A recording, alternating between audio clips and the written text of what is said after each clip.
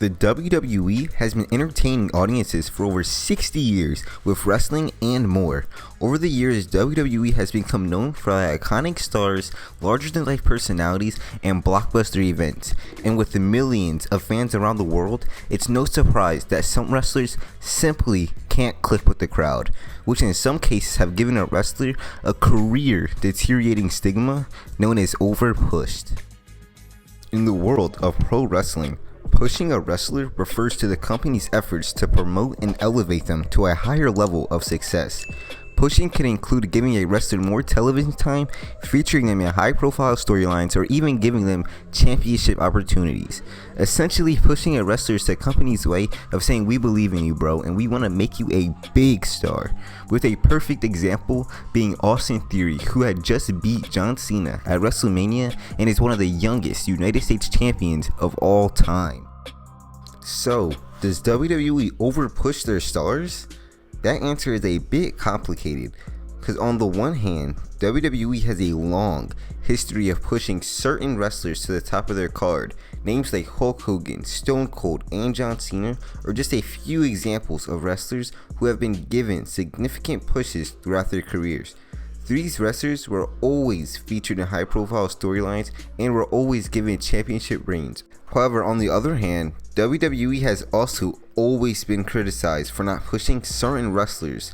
There have been many instances where talented wrestlers have been relegated to mid-card status or even released from the company altogether, with fans and critics alike pointing to wrestlers like Sami Zayn, Chad Gable, Ricochet, and other wrestlers like Samoa Joe and Claudio as examples of wrestlers who should have been pushed but were simply not. So, why does WWE push some wrestlers instead of others? There are several factors that come into play.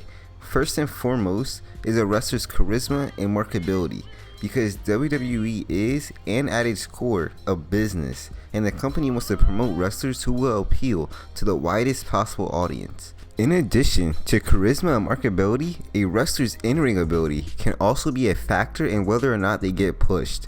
While WWE is primarily a form of entertainment, the company still values athleticism and in-ring skill.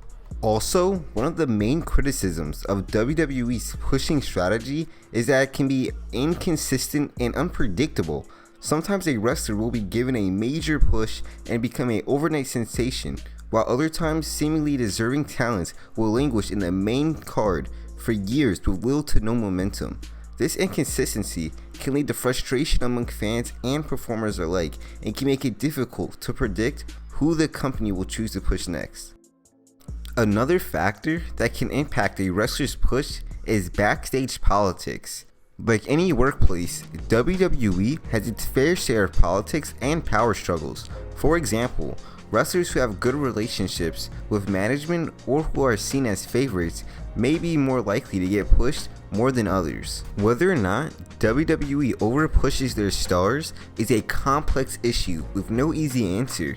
While the company has a long history of overpushing stars like Roman Reigns, John Cena, Hulk Hogan, and Triple H, there have also been many instances where talented wrestlers who have been overlooked or underutilized earned their right to be pushed, with a great example being AJ Styles, who debuted in 2016 and had a fantastic rookie year in WWE strictly based off how he was before he debuted.